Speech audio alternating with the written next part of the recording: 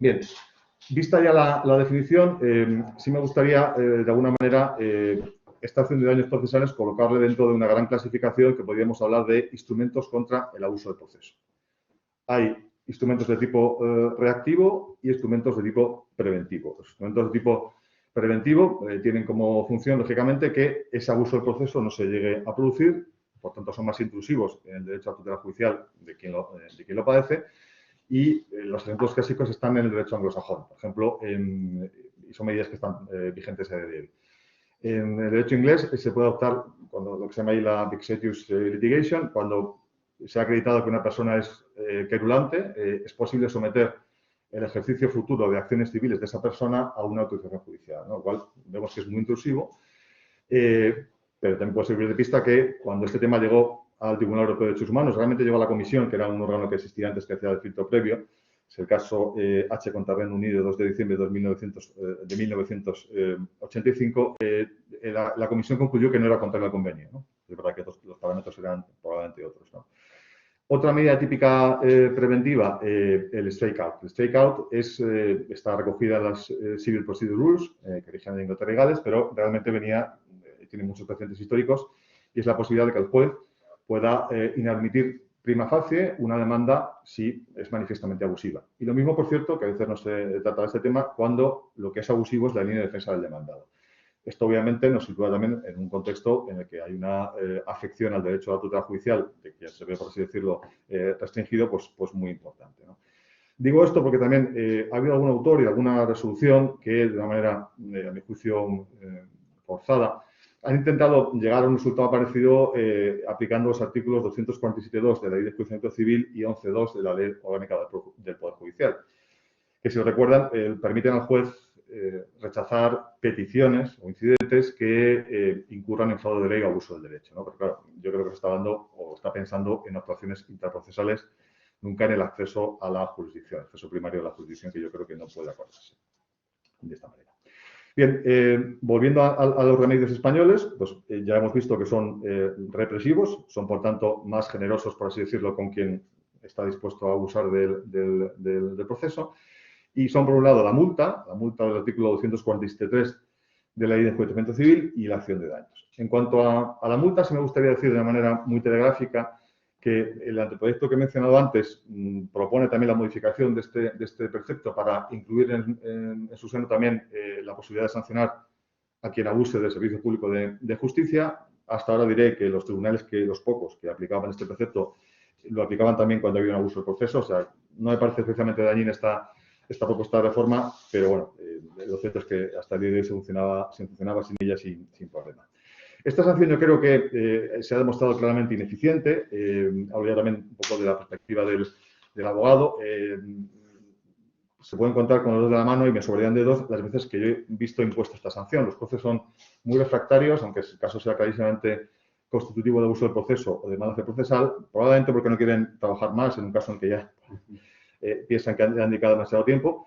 Y también hay otro tema, creo, más estructural, que es la cuantía, ¿no? Es decir, hay que darse cuenta que la horquilla, la sanción máxima son 6.000 euros. 6.000 euros para una persona física puede ser mucho, o no, depende, pero para una entidad financiera, por poner un ejemplo, es una cantidad ridícula. Digo esto porque la Sala Primera se animó a interponer esta serie de acuerdos gubernativos sancionadores a mediados de la década pasada, al calor un poco de la litigación masiva de consumidores, porque detectaba, y la verdad, que los bancos actuaban con una cierta estrategia más que oportunista, quizá abusiva, ¿no? ¿Qué hacían? Cuando tenían una sentencia desfavorable en la instancia, recurrían en casación.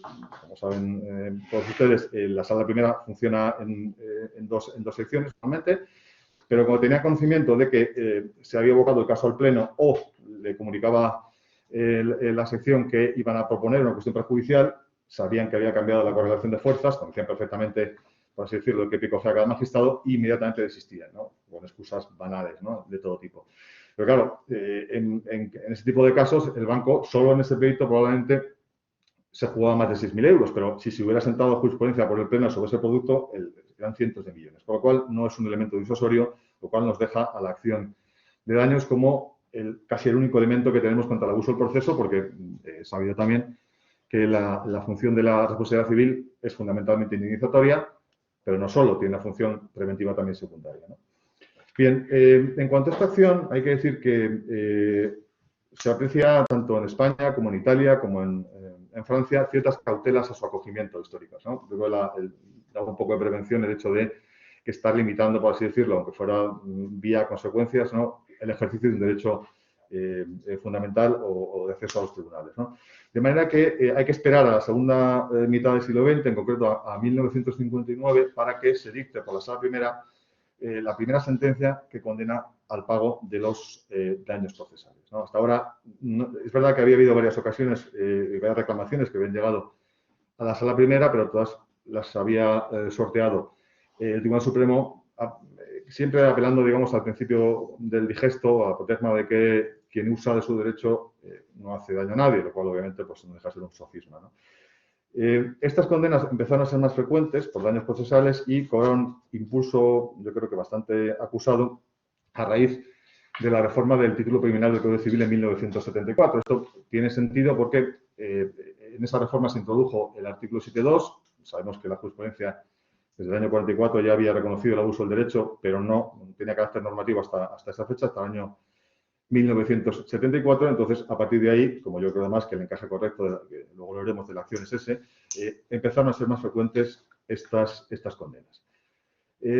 Hay un dato que también quiero hacer notar, que es que cuando yo analicé, y lo sigo haciendo, todas las sentencias que puedo sobre estas cuestiones, más del 60% de los casos, diría incluso el 70%, son daños que ha provocado una sola acción de todo el ordenamiento jurídico, ¿no? Lo cual también es llamativo, ¿no? Y esta acción es el antiguo interdicto de suspensión de la obra nueva, el léxico actual, la acción para tutela sumaria de la obra nueva del artículo 251.5d. Se preguntan ustedes, ¿por qué? Bueno, yo creo que es fácil de explicar. Esta acción tiene una particularidad, que es que la mera admisión a trámite de la demanda supone, antes y ahora, con la ley vigente y con la anterior, la adopción automática o pelegis por parte del juez de una suerte de medida cautelar impropia, como es la suspensión de la obra, ¿no? Por lo cual, esto además lo hace el juez sin posibilidad de valorar el fumus que puede tener esa reclamación, si es una reclamación abusiva, si realmente está discutiendo unos, que ha pasado a veces, unos centímetros, ¿no? y paraliza una promoción entera, ¿no?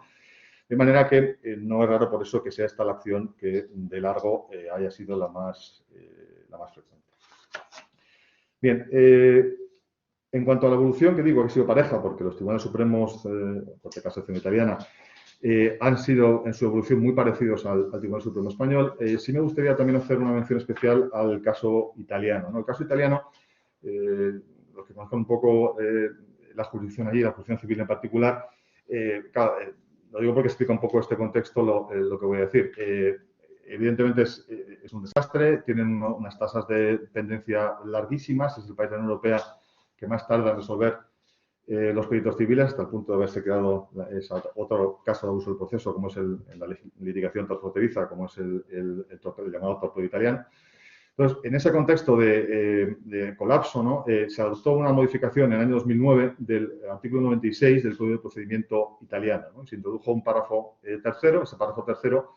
En el párrafo primero de ese artículo ya se contemplaba que dentro del propio procedimiento en el que se detecta esa conducta abusiva, se puede condenar al abutente, a quien abusa del derecho, al pago de los daños y perjuicios causados. Pero ese párrafo tercero introdujo la posibilidad de que el juez, se dice más de forma equitativa, no hay más parámetros, pueda imponer una sanción, una multa privada, porque el importe de esa sanción no va a parar a la administración, sino que va a parar a la contraparte, ¿no? Entonces, obviamente, esto está apuntando a la introducción, al trasplante de una figura, los daños punitivos del derecho anglosajón, o incluso en desuso allí, al corazón de una ley procesal continental, y ha sido muy polémico en Italia, sobre todo porque cuando este tema o este precepto ha sido interpretado por la Corte de Casación, y lo ha sido unas cuantas veces, ha insistido mucho en que aquí la responsabilidad o el monto tiene que ser, o tiene una naturaleza puramente punitiva, sancionadora, porque se dice,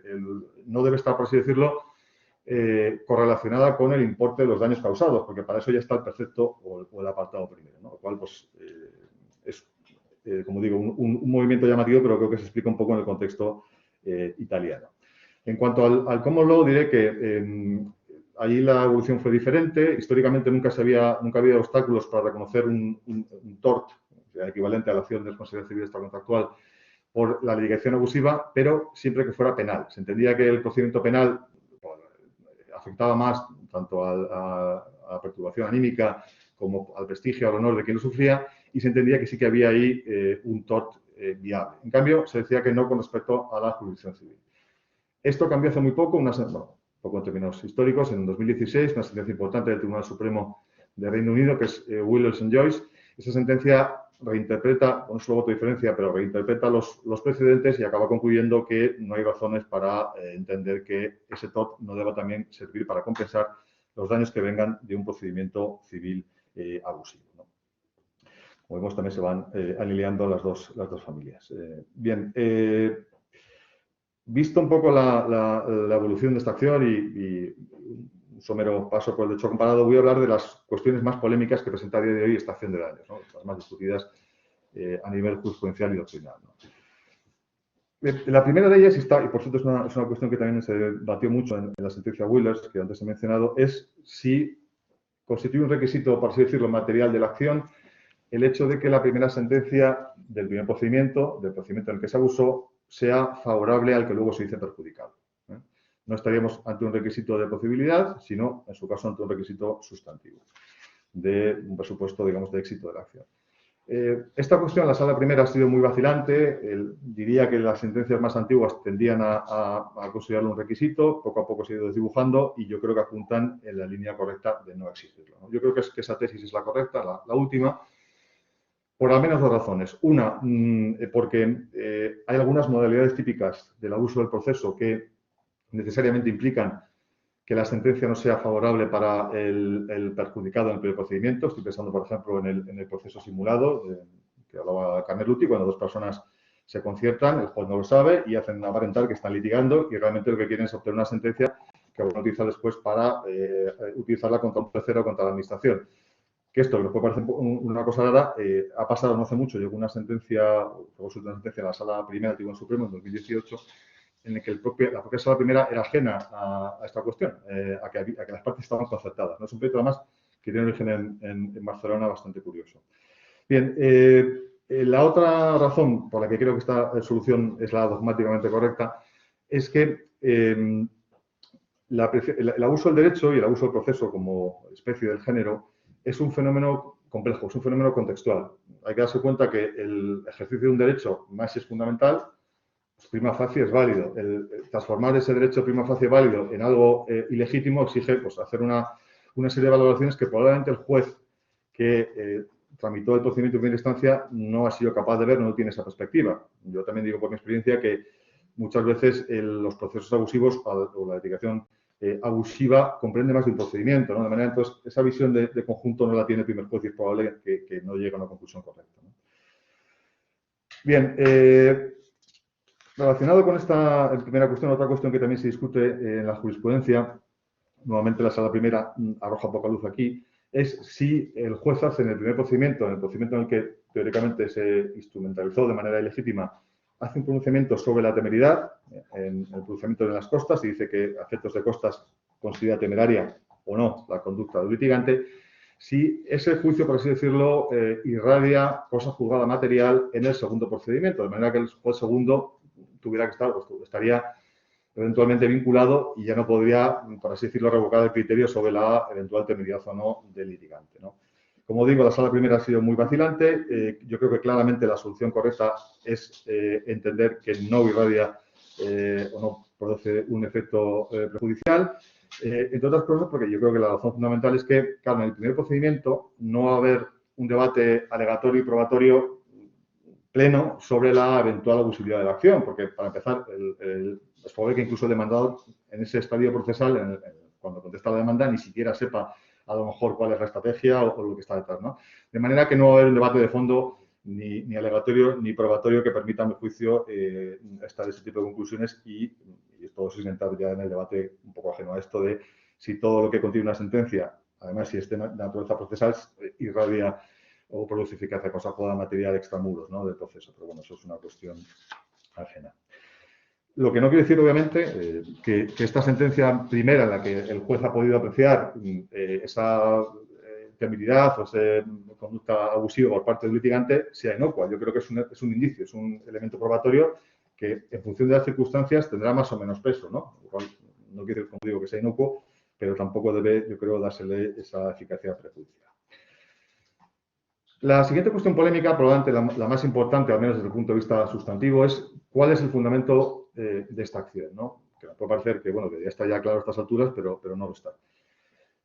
Históricamente, y la razón de ser es que no se reconocía entonces el abuso del derecho como una figura en nuestro ordenamiento, se ventilaban estas cuestiones y eran resueltas por la Sala Primera como una acción de responsabilidad aquiliana pura del artículo 1902, ¿no? Eso es lo que se decía y esa era la línea central.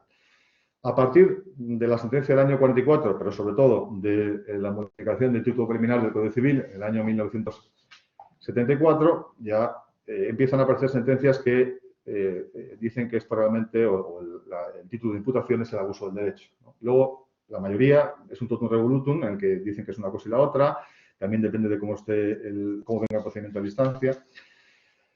Hubo un intento, yo creo, muy loable de clarificación doctrinal en la Sala Primera. Fue una sentencia, que es la sentencia de 24 de diciembre de 2004. Ponente fue José Ramón Ferrandiz Gabriel, que es una sentencia que, por un lado, además me gusta porque es muy sincera, en el sentido de decir, no estamos resolviendo hasta este momento estas cuestiones de una manera depurada, porque estamos diciendo una cosa y la otra y no es exactamente lo mismo, y aboga por una solución que yo creo que es la correcta, ¿no? Lo que dice es, claro, si aplicamos los parámetros típicos de la responsabilidad civil extracontractual, evitabilidad, previsibilidad, no tiene mucho sentido en este contexto. Porque quien abusa del proceso, quien, por ejemplo, quiere suspender ilícitamente esa obra, no es que se represente como previsible o evitable ese resultado, es que es querido, ¿no? Por lo cual, entiende esta sentencia que la perspectiva correcta es la del abuso, es decir, se ha extralimitado, dadas las circunstancias, o no en el uso de su derecho a la tutela judicial, ¿no? Este afortunado intento, como digo, de clarificación dogmática fue seguido por la siguiente sentencia de la Sala Primera, que se ocupó del tema, que es una sentencia de 21 de diciembre de 2005, pero poco después, por razones que nunca he llegado a averiguar, se dictó un acuerdo no jurisdiccional del 2006 por la Sala Primera en pleno sobre esta cuestión, ¿no? Y el acuerdo es muy conciso, pero a la vez muy contradictorio, ¿no? Parece mentira que en 3 o 4 líneas pueda contradecirse, ¿no? Pero lo hace. Entonces dice, primero, que es un caso especial de abuso del derecho, parece que todos vamos bien, pero a continuación dice también que es un caso especial de responsabilidad extracontractual y acaba concluyendo con lo que yo creo que era un poco el origen del acuerdo, que el plazo aplicable sería en todo caso el de 1 año de las acciones de responsabilidad extracontractual, ¿no? Lo cual yo creo que también es un error, porque ya lo he dicho, creo, el abuso del derecho es un fenómeno complejo, a veces implica más de un procedimiento y es preciso tener cierta perspectiva, lo cual ese plazo cruel que todavía sufrimos en el derecho común, los que vivís con derecho autonómico que tienen plazos más razonables, no lo sufren tanto, pero ese plazo de 1 año me parece también que apunta que la solución no es correcta. Y a día de hoy, realmente un poco esa magma de ideas no muy claras es la que predomina en la Sala Primera y no se ha acabado nunca de clarificar. Otra idea por la que creo que la solución correcta es la que abogaba esta sentencia de 2004 es que nos permitiría también solucionar con ese mismo precepto los casos de abuso del proceso, que alguno hay, aunque es muy raro, en los que el abuso deriva de un uso ilícito de un derecho subjetivo asignado por un contrato procesal. Insisto en que puede parecer muy raro, pero hay por lo menos una excelente sentencia de la Sala Primera que lo trata, que es la sentencia del Tribunal Supremo de la 6 del año 2009, de 12 de enero, de la que fue ponente Juan Antonio Siool Ríos, y se nota por la calidad que tiene, ¿no?, en dogmática. Bien, dicho esto, voy a pasar a ver la siguiente cuestión que también es problemática, que es el alcance de los daños, ¿no? En principio, no hay obstáculo alguno para entender que son indemnizables cualquier tipo de daños que sean imputables objetivamente a esa acción, sean daños morales, sean daños patrimoniales, pero la discusión estaba sobre las costas. ¿Qué pasaba si, porque claro, en el primer procedimiento ha existido un pronunciamiento sobre las costas, que a lo mejor ya hemos visto que ese pronunciamiento no ha sido favorable para el perjudicado o incluso le han impuesto las costas, ¿no? El tema es, ¿puede reclamarse una indemnización por equivalente correspondiente al monto de esas costas? vuelvo a ver jurisprudencia sobre ese tema un poco contradictoria. En algunos casos se dice que, por así decirlo, el procedimiento de costas queda agotado con lo que dice el primer juez y no se podía subvertir después en el segundo procedimiento. Otra tesis, a la que yo me escribo, entiende que no es así porque realmente no se está modificando el pronunciamiento stricto sensu, que obviamente eso solo se podía hacer de una sentencia a través de los medios prescritos de la ley, sino que se está concediendo una indemnización por equivalente por el segundo juez que, insisto, ve la cuestión con otra perspectiva, ¿no? Bien. La siguiente cuestión que quiero abordar es, que probablemente es una prevención razonable, ¿están haciendo los jueces una acción, un uso cauteloso de esta acción o están siendo muy generosos de manera que podemos tener el temor a que se produzca un efecto de desaliento en el ejercicio del derecho a tutela judicial, ¿no? Que yo creo que puede estar siempre detrás de los temores de esta acción? Bien, yo diría que examinando, como he hecho al detalle, la mayoría de las sentencias que se han dictado los últimos 20 o 30 años sobre esta materia, diría que en general los jueces son muy cautelosos. Y yo creo que aprecian que hay esa doble nota de excepcionalidad. Por un lado, hay una excepcionalidad que deviene del hecho de que el abuso del derecho per se tiene una nota de excepcionalidad, es obviamente, por eso dice la ley que tiene que ser manifiesto, y la segunda nota de excepcionalidad es que estamos ante un ejercicio abusivo de un derecho fundamental. Por lo tanto, cualquier injerencia tiene que ser proporcionada, ¿no? De manera que yo creo que puede servir también como buen elemento para medirlo, que prácticamente en este ámbito yo no haya localizado solo una sentencia de una audiencia provincial, indemnizaciones por daños morales. Lo digo porque en mi experiencia este tipo de litigaciones, por ejemplo, cuando hay un acoso, a alguien le plantean tropecientas querellas, demandas y demás, sí es susceptible de causar un daño anímico fuerte, ¿no? Me parece curioso porque en otras áreas del derecho se concede muy generosamente los daños morales cuando a veces no están tan justificados y aquí que sí que lo están, no se conceden nunca, ¿no? Lo cual, a mi juicio, es un poco por esa prevención de los jueces a no excederse y a que pueda provocar ese chilling effect, ¿no? El efecto de desaliento en el ejercicio de un derecho fundamental. Bueno, concluyo ya con dos pinceladas un poco más genéricas, ¿no? Primero, intentando abrir un poco el espectro. Yo creo que si echamos la vista atrás, desde la finales de la Segunda Guerra Mundial hasta ahora, se observa que en los ordenamientos jurídicos hay una cierta tendencia cada vez más a dotar a los jueces de instrumentos sustantivos y procesales contra el abuso del proceso. Yo eso no creo que sea, se ha dicho por algunos autores que sería una especie como de regreso del autoritarismo procesal. Yo no creo que sea eso en absoluto, ¿no? Creo que es la conciencia de que es un uso patológico de un derecho que produce daño no solo a quien lo sufre directamente, sino también al conjunto de la sociedad, ¿no? Y en segundo lugar, y el ejemplo italiano yo creo que también es una pista, yo creo que se aprecia, y a lo mejor el anteproyecto español también que he mencionado puede apuntar ahí, se aprecia también un desplazamiento del centro de gravedad de las medidas desde derechos de daños, desde el derecho sustantivo al derecho procesal, ¿no? Bien, dicho esto, ya concluyo diciendo que a día de hoy, desde luego, la principal arma que tenemos contra el abuso del proceso es esta acción sustantiva de daños. Y con esto concluyo. Muy bien. Perfecto. Pues me acercas el... Sí, perfecto, muy claro, muy preciso. No sé, desde el punto de vista de la práctica, cuántas acciones judiciales por daños procesales se plantean, pero bueno, tú has diseccionado muy bien cuál es la justificación, el motivo, al hilo de lo que decías de las multas y pensando en personas jurídicas, me acordaba de que en la Ley de Secretos Empresariales se ha aumentado la posibilidad de incrementar las multas a la tercera parte de la cuantía del pleito. No sé si puede servir como un acicate para que la gente no abuse del proceso, evidentemente si la multa se aumenta hasta una tercera parte de la cuantía.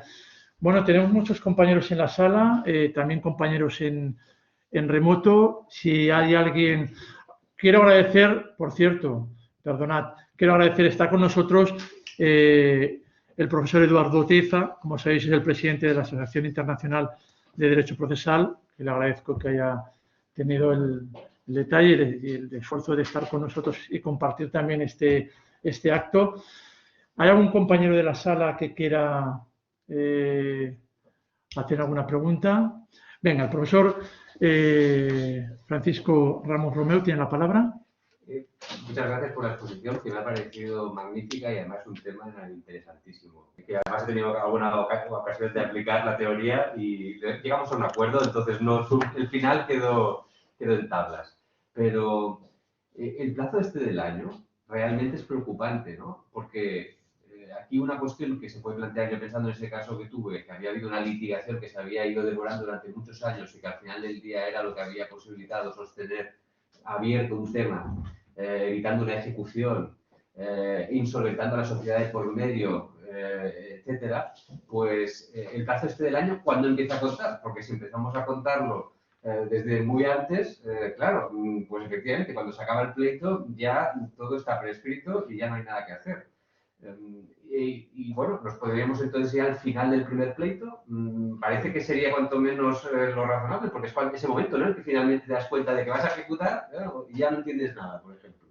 No sé si has podido profundizar en esta cuestión, que desde luego que es preocupante, claro. Sí, no, por supuesto. Lo que apuntas es muy importante y en la práctica es uno de los problemas fundamentales, ¿no? Porque es lo que decía antes y probablemente el caso que tú te encontraste. La dedicación abusiva, especialmente si es algo sofisticada, implica normalmente más el procedimiento y normalmente más una jurisdicción, ¿no? Un abuso también intensivo de la querella, ¿no? De manera que efectivamente hay un problema ahí.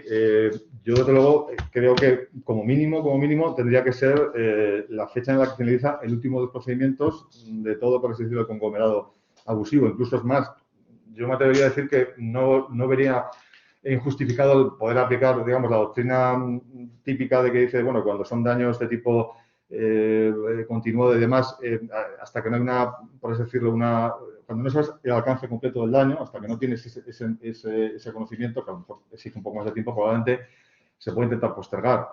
Es un criterio más arriesgado, ¿no? Pero desde luego, como mínimo, sería eso, ¿no? Cuando acaben todo el conglomerado de procedimientos abusivos. Muchas gracias. Muy bien. Si algún compañero de España quiere hacer alguna pregunta, simplemente que abra el micro y...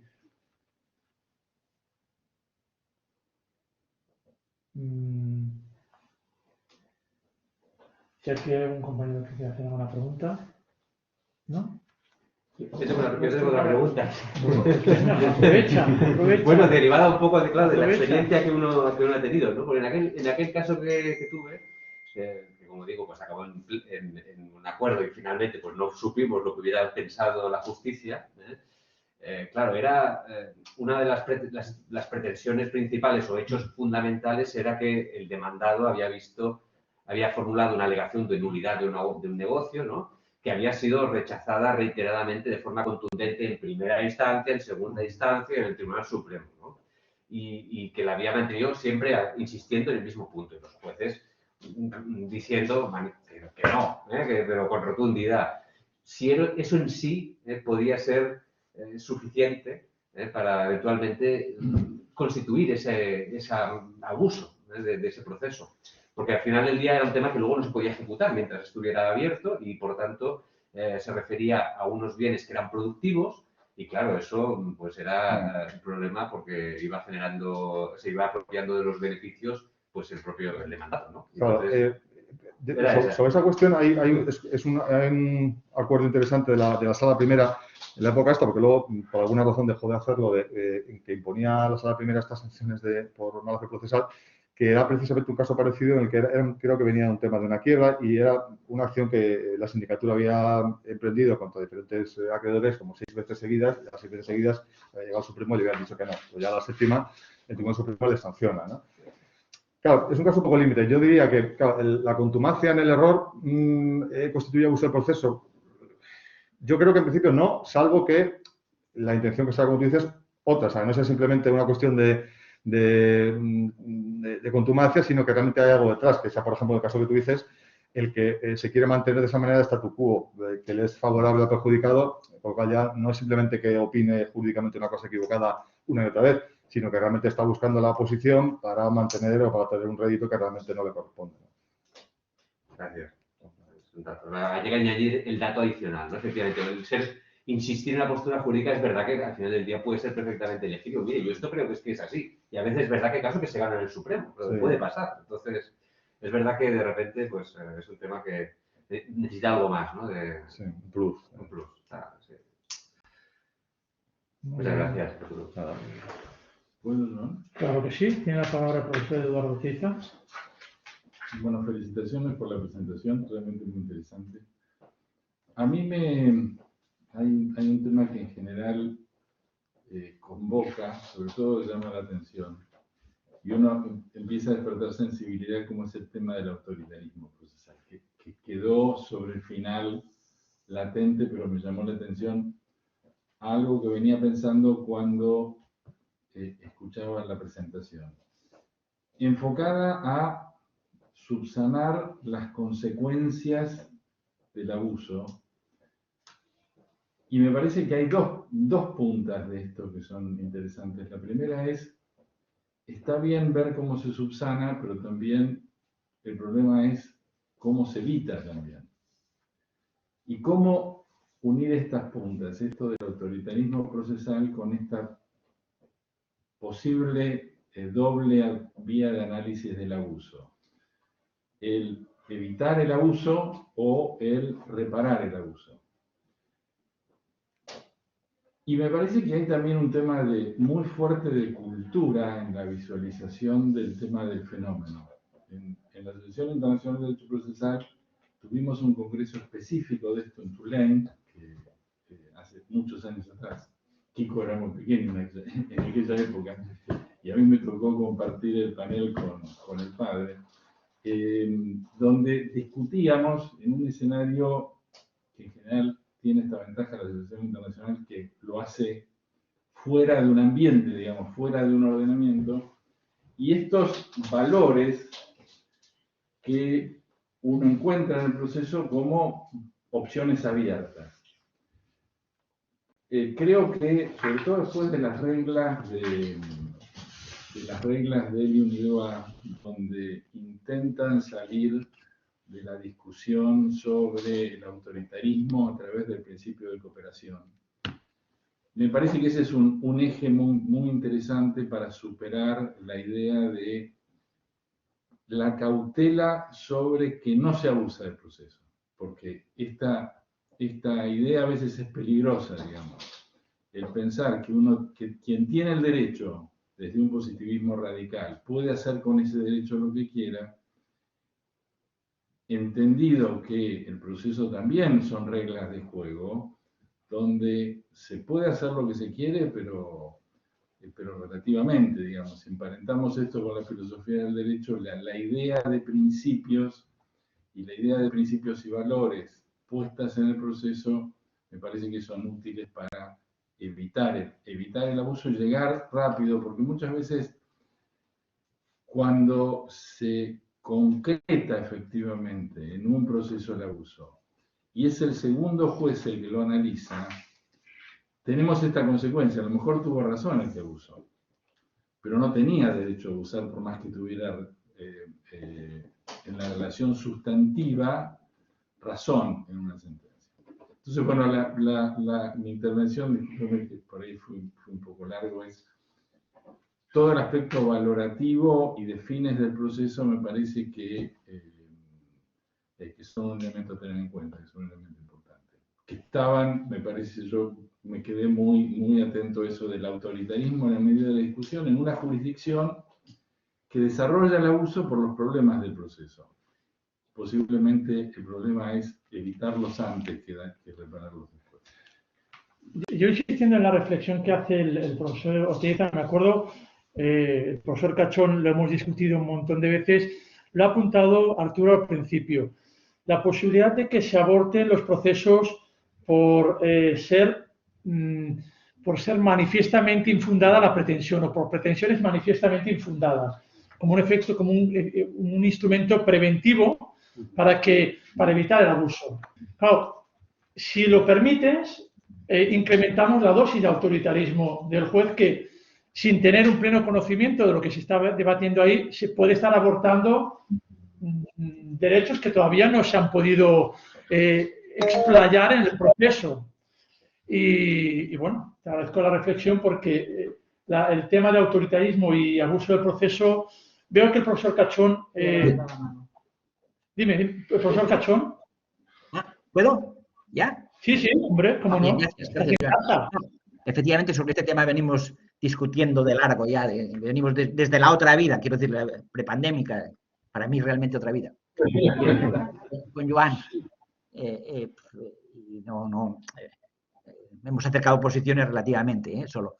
No, yo lo que sí quería plantear, digamos, en línea también con lo que ha dicho, con las reflexiones de Eduardo y la magnífica exposición del ponente, sí quería plantearle, digamos, al ponente justamente es eso. Claro, el concepto de abuso del derecho aplicado al proceso, o directamente el abuso del proceso, lo mismo o algo similar a lo que ocurre con su hermana, la noción hermana de mala fe, de la mala fe procesal y otras nociones similares, pues son conceptos indeterminados, genéricos, inconcretos, que lo mismo valen para un roto que para un descosido. Es decir, que perfectísimamente puede ocurrir que lo que Joan Picó considere, por ejemplo, que no es abusivo, procesalmente hablando, yo lo considere abusivo y viceversa, ¿no? Cualquiera de nosotros. Entonces, más allá hay que excluir dos cuestiones. No nos basta aquí una enumeración puramente casuística y, obviamente, desde un punto de vista genérico, tampoco es posible calificar como abuso del derecho cualquier desestimación, vamos a decirlo así, cualquier supuesto en que las pretensiones o las peticiones de una parte se desestimen. Parece que ahí sí estaríamos, hasta ahí estaríamos de acuerdo. Bueno, pues más allá de eso, de esa exclusión negativa, genérica, mi pregunta para el ponente es, ¿hay posibilidades razonables, posibilidades lógicas, razonables, de precisar, más allá de cualquier enumeración casuística, que esto pues, nos puede servir para muy poco, hay posibilidades de precisar la noción de abuso del proceso, abuso del derecho aplicada al proceso, más allá, repito, del puro elemento negativo de que no hay siempre abuso del derecho, siempre que se desestiman las pretensiones de las partes, y más allá de una pura enumeración casuística, ¿cómo lo haría? Es decir, si lo hay, si hay estas posibilidades, ¿cómo lo haría el ponente? Porque hemos hablado, y se ha hablado muy bien, de importantes aspectos del abuso del proceso, pero me queda la duda del concepto de entrada, del concepto básico. Pues, muy bien, muchas gracias al profesor Oteiza y Cachón por sus preguntas. Sí, bueno, vamos a ver, no es un tema sencillo. Ya me gustaría tener la solución mágica y poder dar una definición concisa, absolutamente cerrada de lo que es el abuso del proceso. Sí diré que cuando me enfrenté a esta, yo creo que al final es un concepto jurídico necesariamente indeterminado, pero yo me intenté apartar un poco, viendo lo que había pasado, la discusión doctrinal, polémica, sobre el concepto, cuando se introdujo en la Ley de Enjuiciamiento Civil del año 2000, el concepto de buena fe y mala fe. Yo entiendo el abuso del proceso desde una perspectiva un poco diferente, ¿no? Es decir, yo no creo que sea aquello que sea contrario, por así decirlo, a la ética del juez o de la sociedad, porque eso, como muy bien dice el profesor Cachón, pues es inasible. Podemos compartir esa ética o no, no se sabe hasta dónde llega. Yo abogo, de hecho abogo en la tesis por eso de una manera clara, y la idea he de reconocer que no era mía, sino tomada de alguna manera desarrollada de la filosofía del derecho del profesor Atienza, era decir, bueno, al final dar un concepto o una definición funcional, es decir, será abusiva aquella actuación judicial que vaya contra o se desvíe de los fines institucionales del proceso, o sea, el proceso como instrumento para solucionar contiendas. Ya entiendo que esta definición también, obviamente, está sujeta a muchas interpretaciones, pero yo abogaría por esa interpretación un poco funcional, que nos puede servir de alguna manera de criterio delimitador, y no remitirnos a criterios metajurídicos, sobre todo de contenido ético, porque yo creo que ahí, evidentemente, la discusión se empaña y es muy difícil ponerse de acuerdo, ¿no? No sé si he dado respuesta, pero... Gracias, gracias. Y desde luego le añado, por una parte, que comparto, digamos, esa más que postura, actitud genérica ante el problema que ha manifestado el ponente. Sí. Muchas gracias.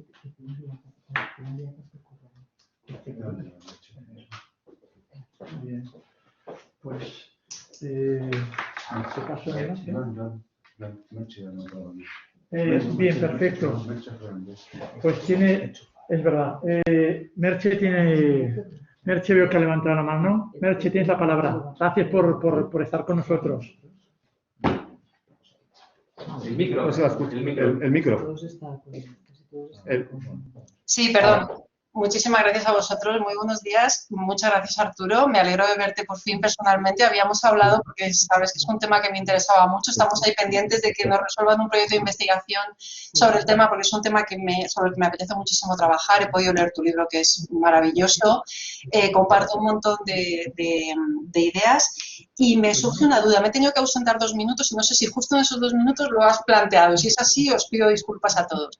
Y es el tema de llevar la idea del abuso del proceso al ámbito penal y, por ejemplo, adoptar medidas que pueden ser muy controvertidas, pero que quizá, bueno, lo has citado muy de pasada al inicio, porque decía, bueno, conductas del demandado que supongan extralimitarse de lo que es el ejercicio del derecho de defensa al oponerse a las pretensiones deducidas en la demanda, ¿no? Yo me pregunto si esto podría llevarse al ámbito penal y si no sería muy problemático, pero sí que veo algunas actitudes que son...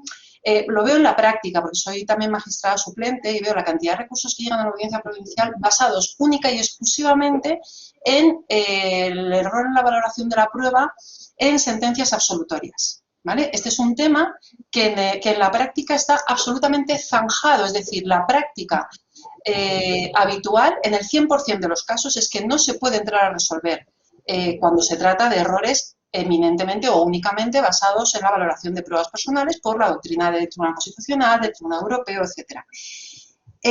En tema, por ejemplo, de última palabra, ejercicio abusivo del derecho a la última palabra, que es verdad que ahora recientemente el Tribunal Supremo parece que ha puesto, bueno, ciertas bases que van en un sentido contrario, pero sí que creo que quizá ahí reglar de alguna manera, cuando da miedo porque estamos hablando de derecho de defensa, de tutela judicial efectiva, pero sí que creo que esta idea de abuso procesal podría introducirse también en el ámbito penal. No sé qué opinas sobre ello. Muchas gracias.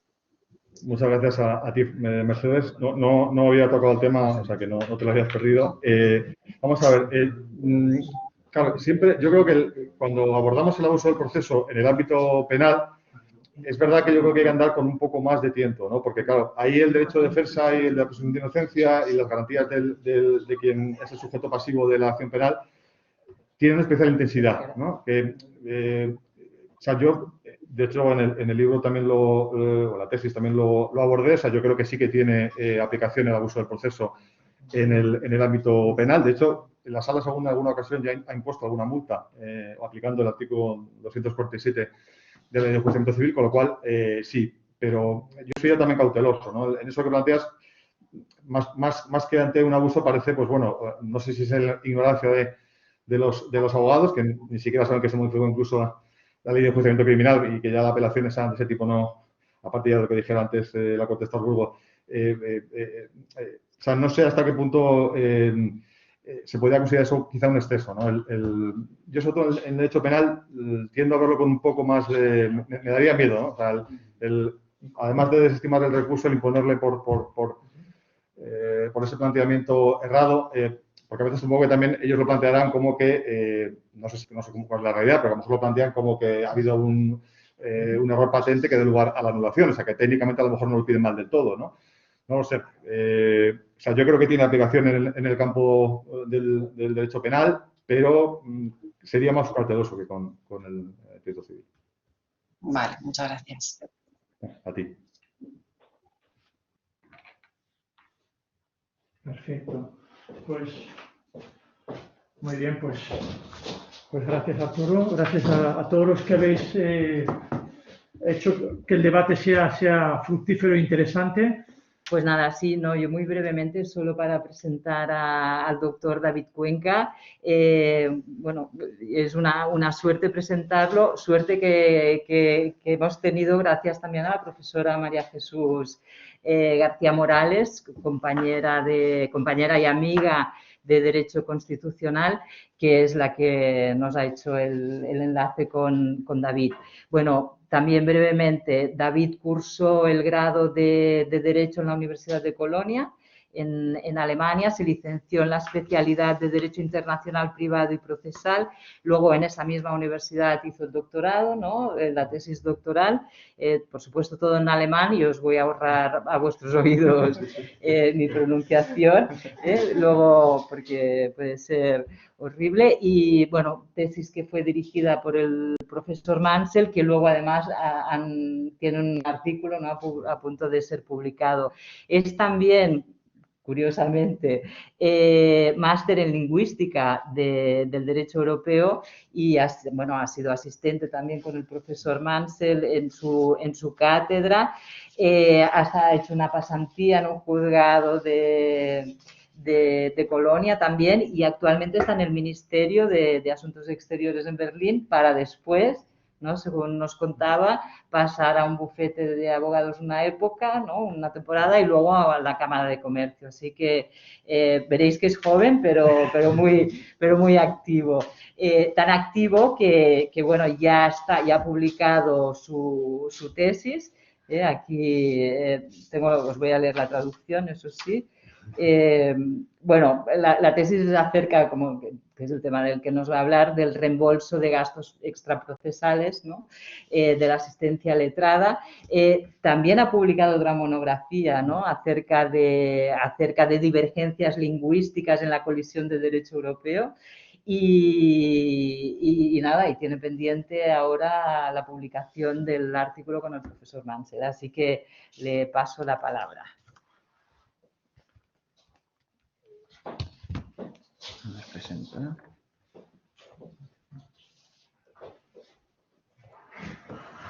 Vale, pues querido público, estimados profesores, saludo a todos los que hayan acudido presencialmente a esta conferencia y a aquellos que por motivos de la limitación de aforo no puedan asistir de forma presencial, pero que están aquí de forma telemática.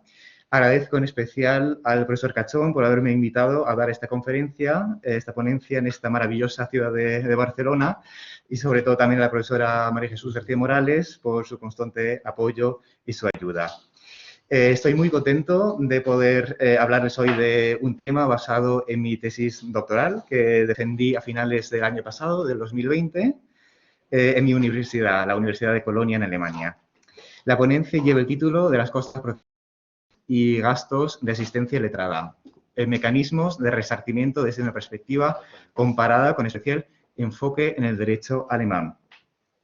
Les he preparado una presentación con el programa Prezi que nos muestra una carretera. Es una imagen que he escogido yo porque es una bonita metáfora que ilustra el largo camino desde la génesis de una tesis doctoral hasta su publicación.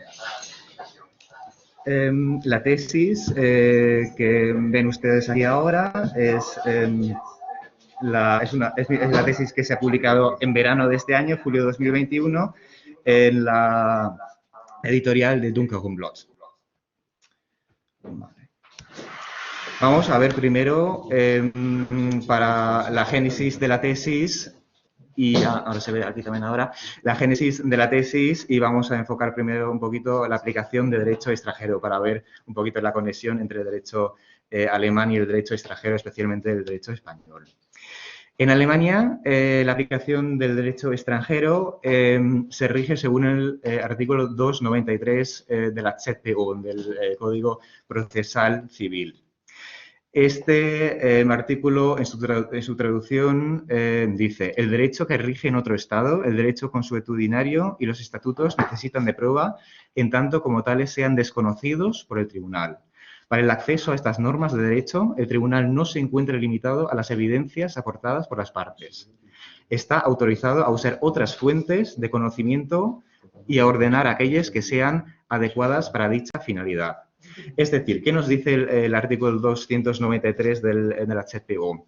Que el derecho extranjero se trata como si fuera de derecho. O sea que no se trata, como por ejemplo en el derecho español, en el artículo 281.2 de la Ley de Enjuiciamiento Civil, como si fueran hechos que se tienen que alegar por las partes, sino que el derecho extranjero es derecho. Y entonces es aplicable el dogma Jura Novit Curia, o sea que el juez tiene que conocer el derecho. Esta es la primera diferencia. Vale.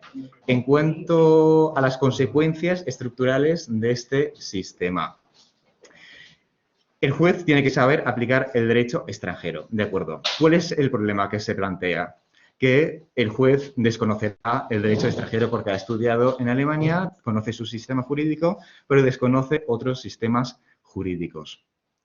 Por eso, en Alemania existen cátedras de Derecho Internacional Privado, o sea que departamentos como aquí en España, y esas cátedras están financiadas por el Estado. Por ejemplo, en la Universidad de Colonia, la cátedra del profesor Mansell, donde he trabajado yo. En estas cátedras hay asistentes que elaboran dictámenes, son los Gutachten, son dictámenes sobre los ordenamientos jurídicos más relevantes. Por ejemplo, el ordenamiento español, el italiano, francés, belga, holandés, inglés y el de los Estados Unidos. O sea que hay un contacto bastante estrecho entre los juzgados y los tribunales y las cátedras en las universidades. A base de este dictamen que se escribe por los asistentes en la cátedra, el juez aplica el derecho extranjero y dicta una sentencia. O sea que se escribe el dictamen y luego en el dictamen se llega a una conclusión, por ejemplo, ¿existe la acción o no existe la acción? Entonces el juez aplica el derecho extranjero en base a este dictamen y dicta sentencia. Vale, en procesos importantes con cuantías altas, como por ejemplo hemos tenido un proceso de Thomas Cook, de la agencia de viajes británica Thomas Cook, que ha tenido pues una cuantía bastante alta, las partes a veces piden también informes jurídicos a profesores, a catedráticos de las universidades, que ya obviamente pues se inclina un poquito a su favor. O sea que especialmente los catedráticos y profesores titulares pues escriben informes jurídicos, pero el juez tiene que regirse por el dictamen oficial de la cátedra, porque estos informes privados solamente son pruebas. Vale. ¿Cuál es el valor académico de estos dictámenes? Los dictámenes indagan en temas y preguntas jurídicas aptas para tesis doctorales en derecho extranjero comparado. Es decir, que escribiendo esos dictámenes se analizan las preguntas y los problemas jurídicos teniendo en consideración pues, qué sentencias dictan los órganos jurisprudenciales, cuál es la doctrina, cuáles son las corrientes doctrinales que existen y cuál es la práctica, sobre todo también, que se aplica en este respectivo país.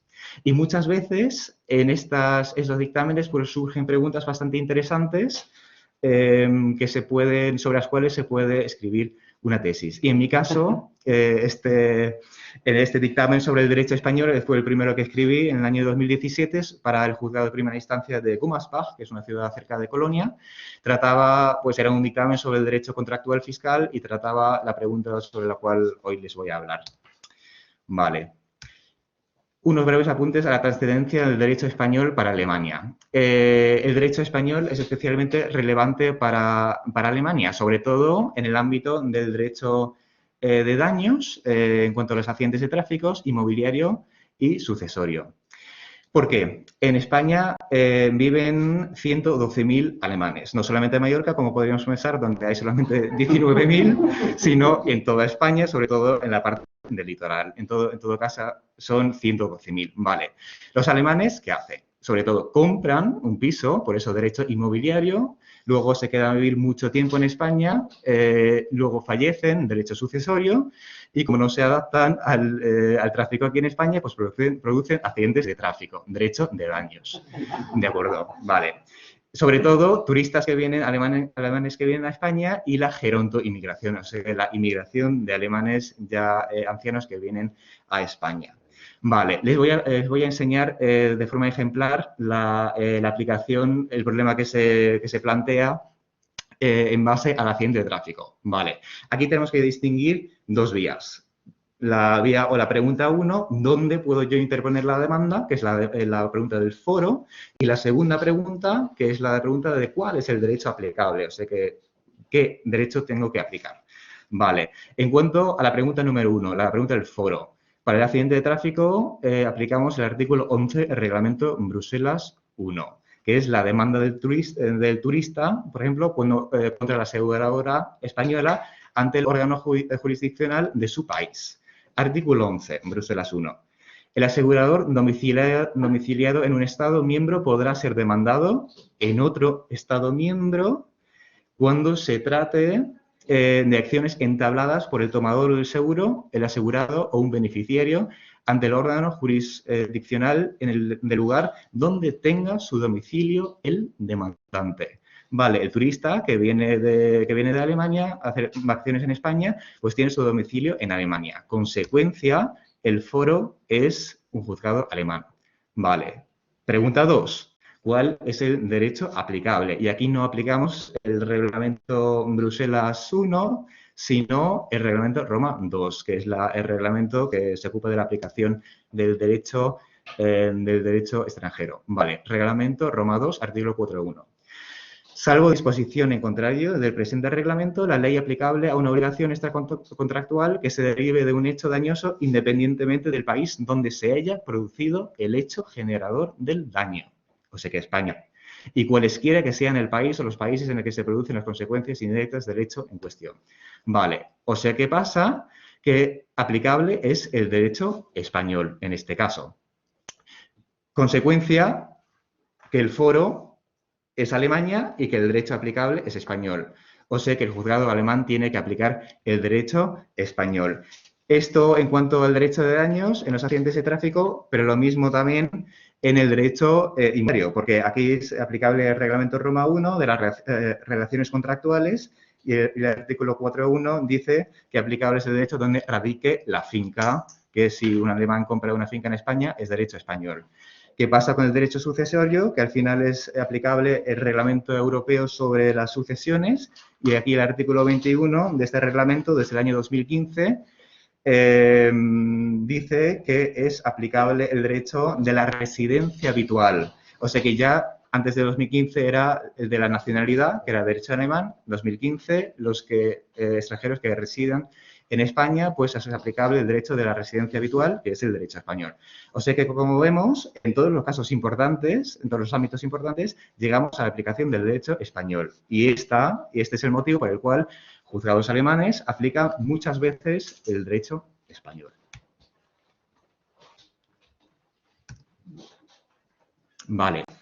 Gastos, y ahora vamos a al grano de la tesis, gastos de asistencia letrada. En Alemania muchos jueces pues plantean la cuestión en los dictámenes que cómo se reembolsan los gastos de asistencia letrada previos al proceso. Y estos son los gastos extraprocesales.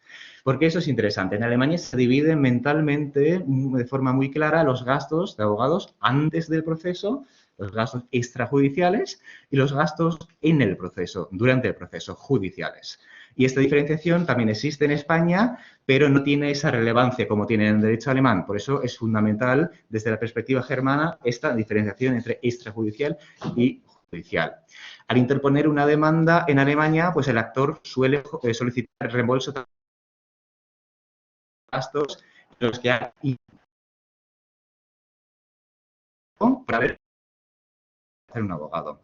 Y esto lo solicita junto al resarcimiento por daños y perjuicios. O sea que se le ha roto el coche, ha tenido un accidente, estos daños y perjuicios los pide, plus, al final, los gastos extrajudiciales. Y la cuestión candente ahora es que cómo se reembolsan ahora estos gastos de abogado previos al proceso en derecho español y alemán, o también en otros ordenamientos jurídicos, porque la pregunta es universal. Y esta es la pregunta que traté yo en mi tesis, que es bastante difícil de responder porque hay acercamientos dogmáticos diferentes. Vale, seguimos la carretera al régimen de costas en derecho español. Esto lo voy a hacer de manera muy sucinta porque eso lo saben ustedes mucho mejor que yo porque es derecho español. El régimen de costas está regulado en derecho, es la otra, 241, un poquito antes, en los artículos 241 de la Ley de Enjuiciamiento Civil. Como sabemos perfectamente, hay una dualidad en derecho español entre costas procesales y gastos procesales. Así que hay dos términos. Al igual, en derecho francés existen los frais y los dépenses en el artículo 695 del nuevo Código de Proceso Civil. Vale, dos círculos, un círculo grande y otro pequeñito. El círculo grande es el de los gastos procesales, o sea que aquellos desembolsos que tengan su origen directo e inmediato en la asistencia de dicho proceso. Y perfecto. Y el círculo pequeño, dentro de estos gastos procesales, las costas procesales, la parte de aquellos que se refieren al pago de los siguientes conceptos. Ahora hay una enumeración de 7 conceptos y el número 1 es el más importante, es el que trata los honorarios de la defensa y la representación técnica cuando sean preceptivas. ¿De acuerdo? Y esto son los gastos de abogado y del procurador. Aquí ahora se plantea la cuestión que si también los gastos previos al proceso, o sea, los gastos extraprocesales, pues también es aplicable el 241 número 1. Y aquí está bastante clara la cosa, que no forman parte de las costas los gastos extraprocesales. Vale. Ahora vamos al régimen de costas en derecho alemán. Es aplicables los artículos 91 y siguientes de la ZPU. Vale. ¿Qué estatuye esta norma, la 91? La parte perdedora debe soportar las costas de proceso, en especial resarcir los costos que surgieron para la contraparte, siempre que ellos hayan tenido por objeto la efectivización del derecho o el ejercicio de la defensa en forma indispensable. ¿Qué vemos? Que aquí no hay 2 conceptos de costas, sino que hay solamente un concepto de costas. Es el concepto de Kostenrechtsstreits, el concepto de costas procesales. ¿Qué cuestión se plantea ahora? Que si este concepto abarca también, o sea, ¿qué abarca este concepto? Si se interpreta de forma extensiva o restrictiva. Hay 2 corrientes doctrinales. La primera dice que solamente este concepto abarca los gastos dentro del proceso, o sea, que los gastos que surgen entre litispendencia y la firmeza de la sentencia, o sea, que procesales. Y la otra corriente, la corriente doctrinal 2, es la que dice que pues es aplicable también el término a los gastos que se generan por o a causa de este proceso. O sea, que también gastos preparatorios para preparar o impedir un proceso judicial. Mayoritariamente se defiende la corriente número 1, o sea que la restrictiva, pero también puede abarcar el concepto de costas, aquí esto está bastante clarito, los gastos de abogado previos al litigio, pero solamente si el encargo ha sido para todo el pleito y no solamente para evitar el proceso. O sea que si se ha encomendado el abogado solamente para el proceso en sí, entonces los gastos procesales no forman parte, pero si ha sido para todo el pleito, entonces sí abarca este concepto el gasto de los gastos extraprocesales. Delimitación. Hay una formulación concesiva. Vemos que aquí la frase siempre que haya entendido por objeto la efectivización o el ejercicio de la defensa en forma indispensable, notwendig. O sea que aquí tenemos un término, un criterio material, sustantivo. No se reembolsan costas superfluas, esto en derecho español es lo mismo, pero los acercamientos son diferentes. En derecho español tenemos el criterio formal, que es la enumeración del 241, y en derecho alemán tenemos un criterio material. O sea que se delimitan las costas resarcibles, solamente son resarcibles las costas indispensables o necesarias en este caso, indispensables necesarias, por medio de un criterio material. Vale. Y esto es lo que, un poquito de la comparación con el derecho español. En derecho español tenemos el criterio formal, el numerus clausus del artículo 241 LC, y en el derecho alemán el criterio material. Aunque también es interesante ver que en la doctrina española también hay algunas voces que parecen optar por el criterio material. Por ejemplo, Ramos Méndez, en su libro Enjuiciamiento Civil 2, que dice que si a lo dicho se añaden los elementos disuasorios de los mecanismos de control del importe de los honorarios recuperables, se comprende que la cuantía de estos opera a la baja. Con ello se perjudica al litigante victorioso, a quien el sistema le promete tutela efectiva, que incluye, vuelvo a repetirlo, la recuperación de los costes razonables. E interesante, aquí tenemos un criterio material también, que es el de los costes razonables. Vale. Seguimos ahora con la condena en costas. Condena en costas, primero en España, de forma muy somera. La condena en costas está regulada en los artículos 394 siguientes de la LC. En los procesos declarativos, las costas de la primera instancia se impondrán a la parte que haya visto rechazadas todas sus pretensiones, salvo que el tribunal aprecie, y así lo razone, que el caso presenta serias dudas de hecho o de derecho. Artículo 394.1.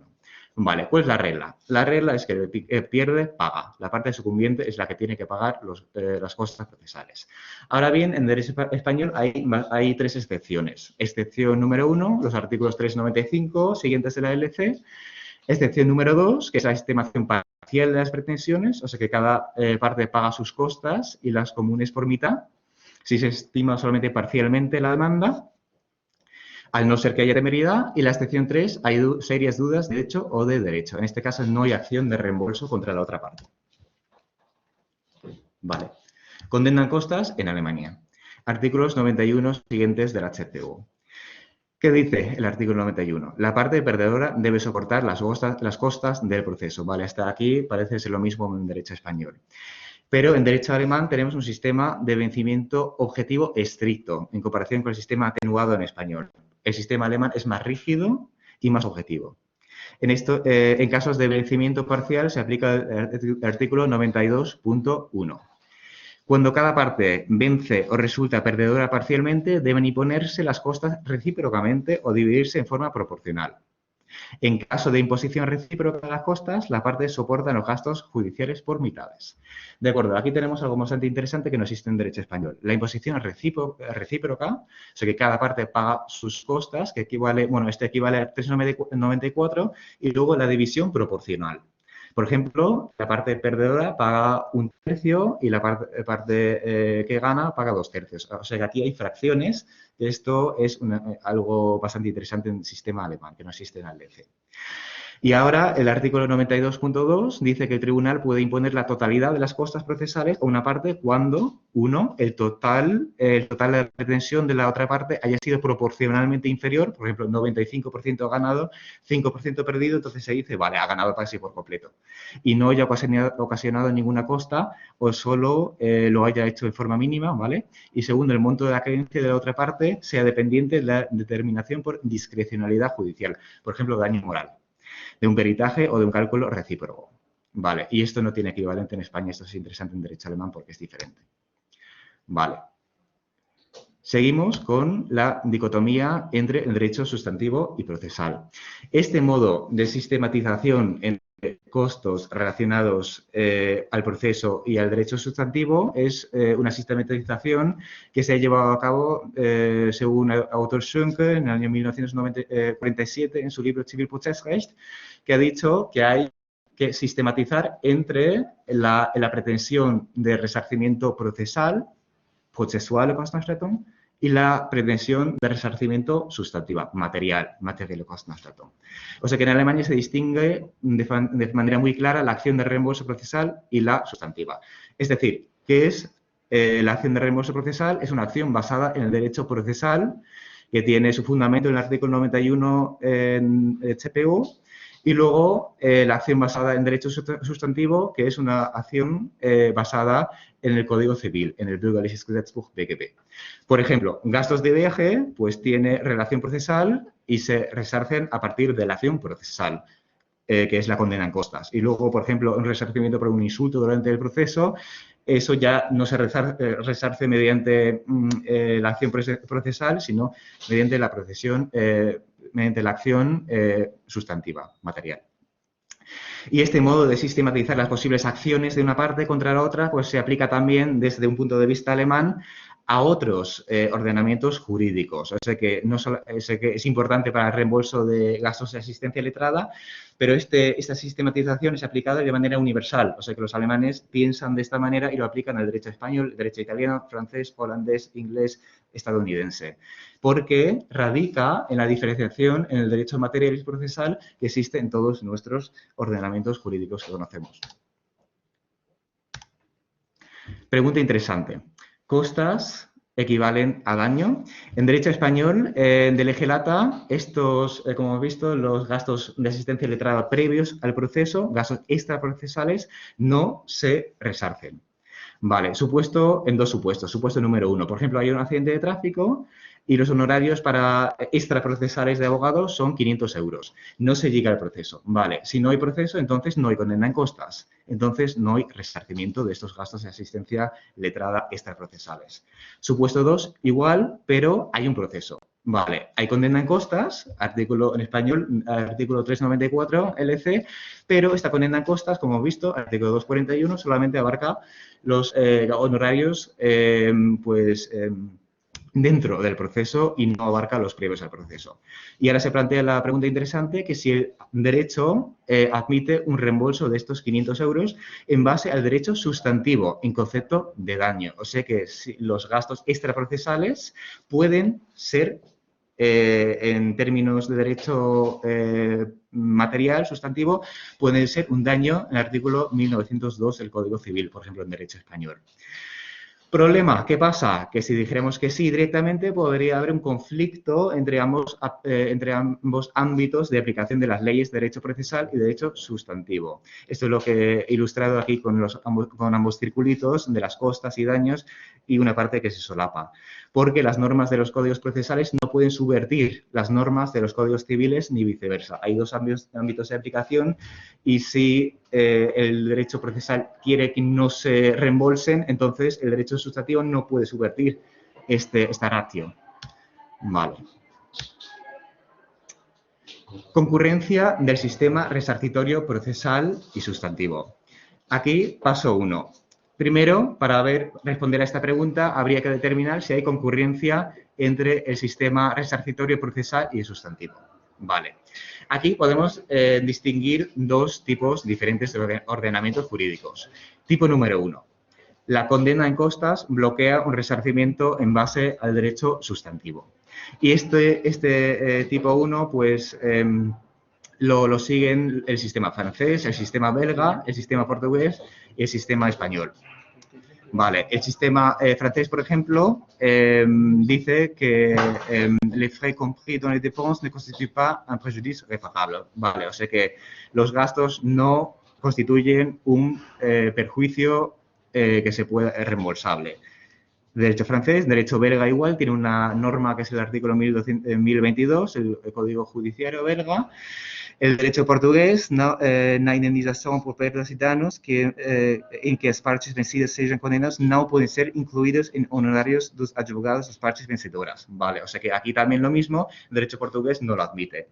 Y en derecho español, el Tribunal Supremo se pronunció, no cabe incluir dentro del montante indemnizatorio el correspondiente a las costas y gastos del proceso, puesto que su imposición obedece a criterios procesales. O sea que en derecho español está bastante clara la cosa, que las costas no pueden ser daños al mismo tiempo.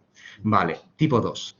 Tipo 2, condena en costas no bloquea el resarcimiento en base sustantivo. Aquí tenemos, por ejemplo, el ordenamento italiano. Le spese sostenute dalla vittima di un sinistro stradale per remunerare l'avvocato al quale si sia rivolto per avere assistenza stragiudiziaria costituiscono un'ordinaria ipotesi di danno emergente. Vale, o sea que el derecho italiano dice que los gastos extraprocesales pueden ser un caso de daño emergente, en el artículo 1223 del Código Civil italiano. Derecho holandés no lo he puesto aquí porque no lo va a entender nadie, pero es también un ordenamiento del tipo 2. Vale, pero téngase en cuenta que si no hay proceso, no está afectado el derecho procesal y este último no puede tener efecto de bloqueo. O sea que esta pregunta se plantea solamente si hay proceso, porque si no hay proceso no hay sistema de bloqueo procesal. Consecuencia, si no hay proceso puede haber reembolso de gastos de asistencia letrada previos al proceso en base al derecho sustantivo, también en los ordenamientos del modelo 1. Este es el paso número 1. Vale. Paso número 2, aunque un momento antes, concurrencia en derecho alemán. Vale, vamos a indagar un poquito más en el derecho alemán. Derecho alemán es un sistema del modelo 2. El resarcimiento por vía procesal no bloquea aquel por vía sustantiva. O sea que en derecho alemán ambos sistemas, derecho resarcitorio procesal y sustantivo, van paralelos. Solo en el ámbito de las normas procesales, o sea que si son aplicables las normas procesales, estas desplazan las normas sustantivas para que no haya doble resarcimiento, obviamente. Es decir, los gastos extraprocesales que se reembolsen a base del 91 ZPU, de la condena a costas, no son reembolsables cumulativamente a base del derecho sustantivo del BGB, porque ya sería una acumulación. Pero si los gastos de asistencia letrada previos al proceso no son reembolsables por medio de la condena a costas, sí se pueden reembolsar por vía sustantiva, como daño, que en Alemania sería el Schaden. Ambos sistemas juntos llevan a un sistema de resarcimiento completo, lo que los ingleses le llaman the German Cost Advantage, o sea que la ventaja de costas en Alemania. Hemos visto el paso número 1. determinar si hay concurrencia entre el sistema resarcitorio procesal y sustantivo. Vale, ahora vamos al paso número 2. Si no hay bloqueo en los sistemas del tipo 1 o si no se plantea la cuestión porque no hay proceso y no hay sistema de bloqueo, entonces se plantea la cuestión si las normas según las cuales se obligan a quien perjudique a otra persona tiene que resarcir el daño, pueden ser también el fundamento para la acción de resarcimiento material. Vale, y aquí otra vez el derecho italiano dice que sí, que los casos de abogado pueden ser daño emergente, daño emergente. Holanda también dice que sí, Alemania también dice que sí, por ejemplo, en base al contrato, en base a la demora, en base a la culpa in contraendo, en base a la culpa de negligencia y a derecho de daños. O sea que sí, gastos de asistencia letrada previos al proceso pueden ser reembolsables en base al derecho sustantivo, mediante resarcimiento por daños y perjuicios. ¿España qué dice? España dice que no. Tribunal Supremo dice que admitir el mecanismo de tal reclamación, honorarios vía indemnizatoria, privaría a la parte demandada de su derecho a impugnar los honorarios como excesivos. En derecho español tenemos un régimen de impugnación de la tasación de costas bastante amplio que el sistema alemán no tiene y por eso el Tribunal Supremo dice que si lo admitiésemos, esa vía sustantiva, pues subvertimos este mecanismo bastante amplio de la impugnación de tasación de costas. Vale, aunque hay también alguna voz en la doctrina de Picazo, por ejemplo, que dice que parece que sí quiere incluirlos. Consecuencia, no hay resarcimiento por vía sustantiva en derecho español, francés y portugués, los sistemas del tipo 1, pero sí en los ordenamientos del tipo 2, Alemania, Italia y Holanda. Llegamos al final. Ahora, la pregunta candente, que también he discutido bastante exhaustivamente en la tesis, es si los modelos, los sistemas del modelo 1, pues presentan una brecha de tutela efectiva, en los sistemas del modelo 1, los sistemas español, portugués y los otros. Vale, y para afirmar esta tesis, que yo la he afirmado, hay 3 argumentos que me parece que son bastante fuertes.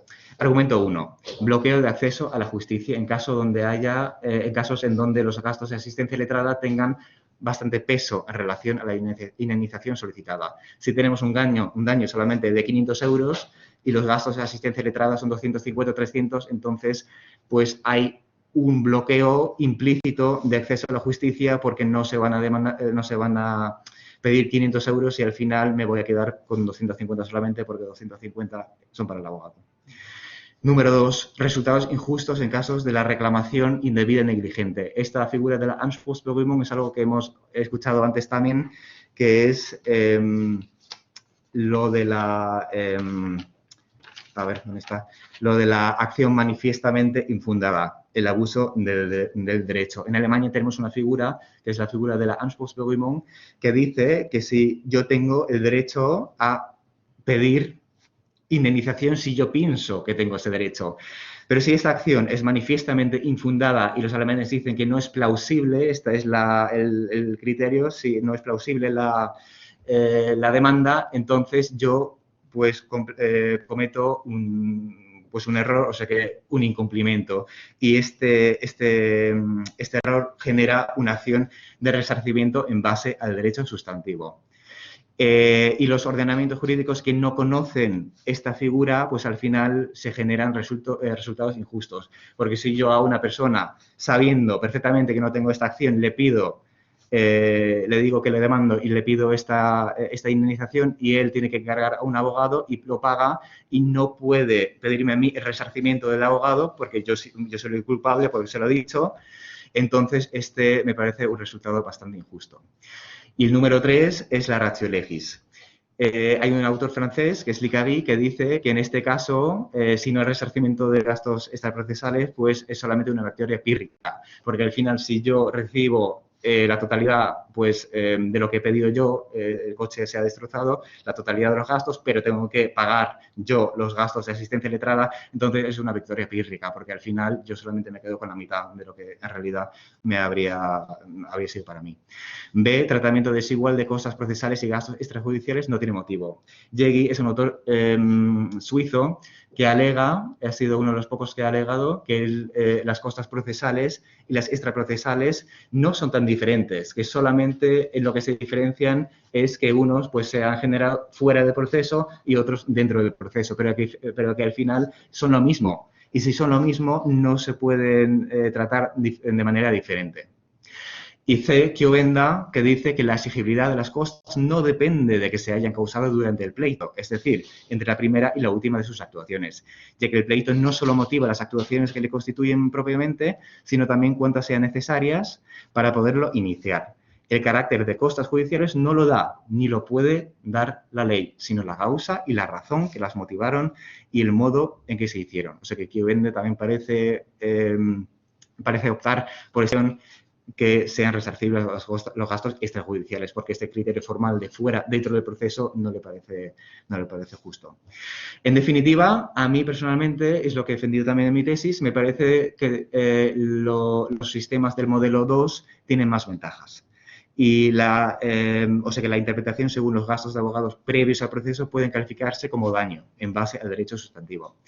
De lege ferenda, esta interpretación del damnus emergens del latín puede extenderse también a los otros ordenamientos jurídicos. Al derecho italiano, que ya lo sigue, el derecho francés, que lo ha admitido, pero luego hace unos años ya ha cambiado de opinión, derecho español y derecho portugués, etcétera, etcétera. Muchas gracias por su atención. Muy bien, muy bien. Muy bien.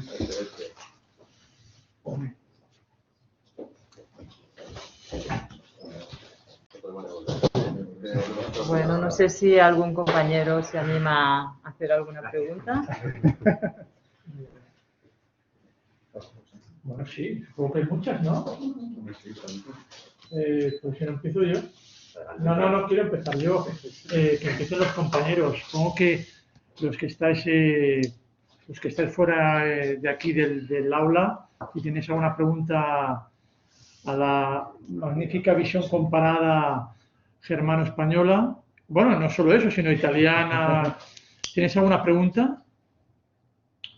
Yo, mientras vais pensando la pregunta, iría a hablar con los colegios de abogados y el Consejo General de la Abogacía Española, que como lobby comprasen este segundo modelo para que fuese incluible todos los gastos extrajudiciales de gestión de abogados. Estamos pensando en multitud de gastos extrajudiciales que se reclaman previamente a la demanda y que luego tienes problemas para que te lo incluyan en costas.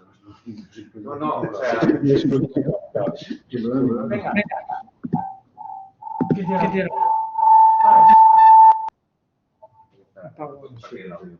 Apago el audio mío. No, ya lo apago yo. No, el problema es totalmente real, o sea, porque yo he tenido el caso, y no solo con los gastos de abogado, sino con gastos, por ejemplo, periciales. Es decir, no sé, hay por ejemplo, en temas de transporte, de repente, pues la descarga va mal, va allí un perito a revisar qué está pasando y luego, efectivamente, esos son los gastos que asume en principio una de las partes, que luego, pues si considera que la otra parte es la culpable de todo, le reclama pues, el daño a la mercancía y al perito. Y entonces lo incluyes a lo mejor en la demanda basado pues, en el cumplimiento contractual, los gastos que has tenido que hacer. Y entonces resulta que te encuentras que al final del día el juez te dice, no, este gasto, en realidad esto es un gasto de un perito y en realidad debería ir por costas. Consecuencia, no le estimo íntegramente la demanda y entonces tampoco condena en costas, por lo cual al final no lo puedes recuperar. Y dices, a ver, pero no me está diciendo que yo tengo derecho a recuperar esto. Entonces es el resultado que tú reflejabas en tus diapositivas de que esto podría llevar resultados injustos, es así. Porque además, efectivamente, si hay que calificar en un determinado momento algo como un gasto pericial o un gasto no pericial, como esta situación que describía, pues puede ser realmente a veces pues una disquisición que tampoco tiene mucho sentido. Por tanto, estoy de acuerdo con lo que planteabas, desde luego. Y solo exponer este acuerdo con lo que exponía sí que es un problema muy real, desde luego. Sí, sí. Que te puede llevar a resultados incluso injustos al final.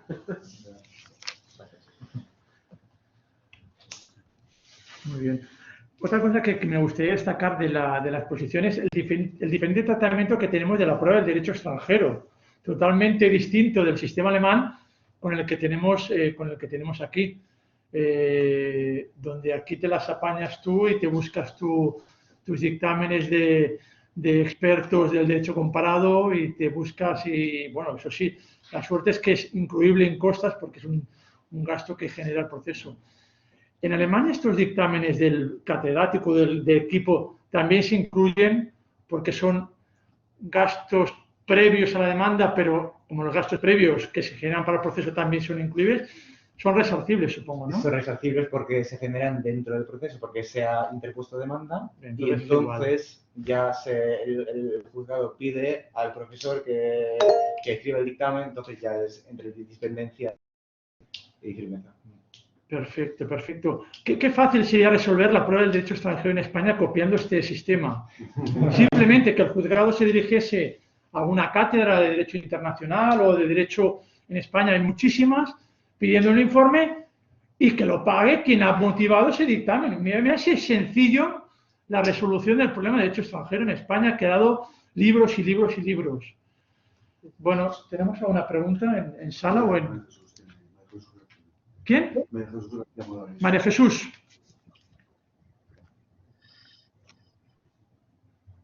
María Jesús, ¿tienes la palabra? Buenos días, ¿me oís? Sí, te oímos. Perfecto, gracias. Buenos días, yo soy profesora de Derecho Constitucional. Creo que es una actividad multidisciplinar también y sobre todo de intercambio. Y el derecho comparado siempre ha sido muy importante en España y tender puentes España-Alemania creo que es muy interesante en todas las disciplinas. Mi pregunta como constitucionalista, más como universitaria que como constitucionalista, es la siguiente para el doctor Cuenca-Pinkert. Por favor, el importe de los dictámenes, ¿cuál es y qué papel desempeñan en la financiación de una cátedra o de la universidad o del sueldo de un profesor? Muy buena pregunta, ¿verdad? Muy buena pregunta. Estuve discutiendo con un amigo el otro día. Es que ahí en Alemania existen estos dictámenes pues, oficiales del profesor Manse, por ejemplo, que él depende de la cuantía del proceso, cobra pues entre los 800 y los 3.000 euros. Por ejemplo, si es un agente de tráfico, va a pedir más de 1.000 euros para este dictamen. Pero bueno, hace un año yo me ocupé de escribir un dictamen sobre el derecho concursal español, que tuvo más de 100 páginas y ahí sí cobró un poquito más. No fue, vamos, un poquito más, no fue mucho más de 2 o 3.000 euros. Ahora bien, esto dictámenes oficiales, pero ahora los catedráticos alemanes son muy listillos y luego, además de los dictámenes oficiales, se ocupan también de escribir dictámenes privados. Y estos, pues, cobran. Hay sobre todo los de internacional privado, pero también los de mercantil y los de civil. En caso, por ejemplo, de Volkswagen, hubo un profesor que escribió un dictamen y ahí sí ya cobran. O sea que ya es otra cosa. El profesor Mansen no hace cosas así. Él vive para el mundo académico y eso escribe los dictámenes oficiales. Y luego, eso sí, las cátedras están financiadas por el Estado y luego él tiene, me parece que 7 o 8 asistentes y 1 o 2 pues están financiados por su deber porque tiene que hacerlo, está obligado a escribir esos dictámenes. Y pues recibe dinero del Estado y ya con esos asistentes que tiene, pues ya se va y eso. Muy bien. Creo que Manuel va a levantar la mano. Bueno. Sí, profesor. Sí, hola. Aquí está, sí. No era pregunta, pero sí quería felicitar al ponente por su estupenda intervención. Y también mostrar, digamos, mi adhesión a su tesis, a su propuesta del eje Ferenda. Estoy totalmente de acuerdo con él. Y también felicitarlo por un detalle que no me parece menor, ni mucho menos, y que desgraciadamente se refiere a algo que se va olvidando en nuestros foros, que es que haya citado los clásicos, que haya citado a los clásicos, tanto a Chiovenda, a los ya muertos como Chiovenda, como los afortunadamente vivos que están entre nosotros, como el profesor Ramos Méndez. Esto es algo que, repito, cada vez se va estilando menos en nuestros foros y creo que indebidamente. Así que mi enhorabuena también por esta cuestión. Gracias.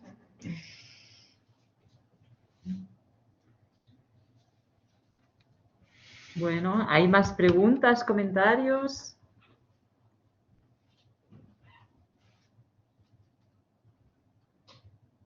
¿No? Bueno, pues Joan hace así, que es muy gráfico, ¿no? Bueno, nada, agradecer de verdad a los dos magníficos ponentes. Bueno, agradecer la organización de estos diálogos y nos emplazamos dentro de un mes en otra sesión. Venga, gracias.